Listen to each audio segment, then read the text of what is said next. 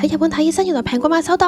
喺日本睇醫生最驚價格同埋言語唔通。日本嘅醫療費用係由國家統一標準嘅，無論係公立定係私立診所，基礎診金同埋藥費計法都一樣，唔會亂收費。價格最大分別就只有診所同埋醫院。日本政府鼓勵大家先去診所，醫唔掂先拎轉介信去醫院，冇轉介信之下去醫院又會再 charge 幾千yen。所以睇診所先係最相宜嘅。上星期開始咳到甩肺，瞓唔到，失聲，已經係買第一類嘅醫藥品，都只係抑制咗幾個鐘，完全唔覺得病情好轉。補下小知識，日本嘅成藥分第一、二、三類，三係舒緩用，二係平時啲感冒藥可以喺架度拎到，一係有副作用或者係新藥，要藥劑師同你講解完先可以買。之後就決定去咗就近嘅呼吸科診所，最後診金只要3620yen，仲平過我去旅遊區買個 test free 嘅袋啊！連埋藥都只不過成為3880yen。之前只喺藥妝店都買咗5000幾yen啦，最緊要係醫生嘅藥多買就即刻瞓到覺，睇到個價錢就安心晒。